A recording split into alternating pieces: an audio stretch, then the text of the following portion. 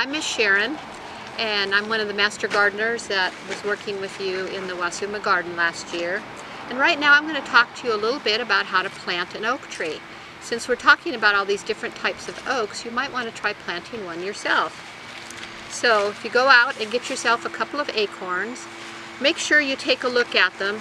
Make sure they're shiny, they're not discolored, and they don't have any holes in them. So you know that they're going to be good acorns. Now another thing that you need to do is put them in water, and if they float, you know they're not going to be a viable plant. So take out any that float and pick out two that do not float, and that's what we're going to use. So the first thing you're going to do is you're going to look for a place to plant this. You want to make sure you're not close to the house, you're not close to electrical wires, and you're not close to driveways or walkways, roads, that type of thing, because the tree will get very large and it'll get in the way. So once you have your place, you want to dig yourself a hole that's about 6 inches around and about 10 inches deep. Then what you're going to do is you need a little house for your acorn. What I have is a milk carton that the top and the bottom have been cut out of it. So once you dig your hole, you put your your milk carton into that hole and make sure it goes all the way down to the bottom. Now if you don't have an egg carton, you could also use a screen that you've made into a similar shape to go down into where you're planting the acorn. Then you're going to take the dirt that you pulled out of the hole and you're going to put it in and almost fill up the hole with the dirt. Put 2 acorns in there. Just set 2 acorns in there, and then you're going to put about 3/4 of an inch of dirt on top of the acorns. Then you're going to need to water the acorns and water them a couple of times to make sure that they're really, really thoroughly watered. And I would suggest putting some sort of a stake or something, maybe something tall, 3 or 5 feet tall, just to make sure that you can see where it is so people don't accidentally walk over it and smash your spot.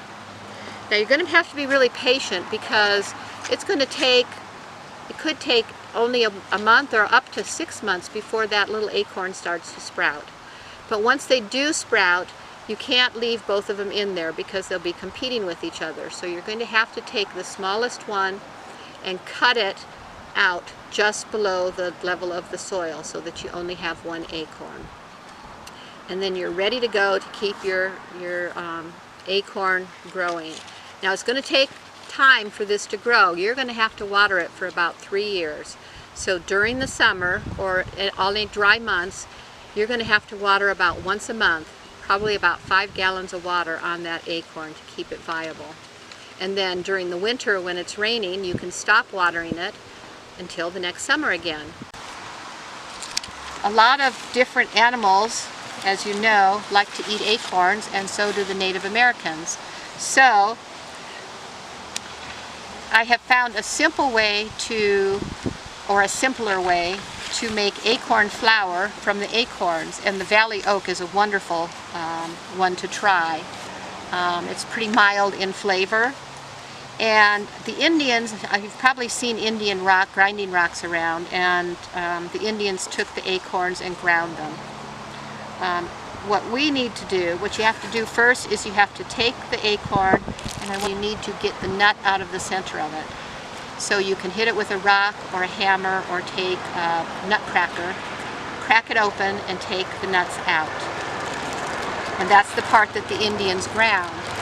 But what I would suggest that you do is you get a bunch of nuts and you put them in a blender. Then fill the blender with water, maybe up to a couple of inches above the nuts, and turn it on and let it blend until it's a liquid. Then get yourself either some cheesecloth or a nut bag and put the slush inside that and let it drain in your sink. You're going to see a really thick yellowish liquid coming out of it.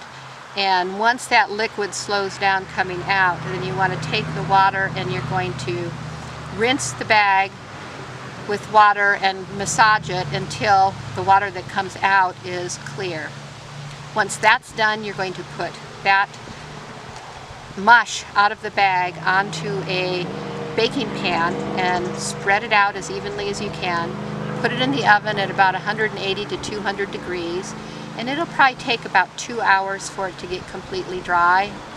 And once it's dry, you can take it out of the oven, and if it's lumpy, if it seems a little bit lumpy, then you can put it through a sieve to get some of the lumps out of it. But you've got the flour, it's ready to go. You can make pancakes, you can put it in bread, you can make hot cereal out of it, and the Indians used to love this.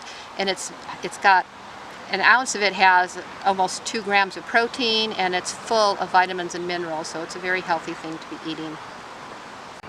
So as you can see, we all depend upon oak trees for our health and happiness.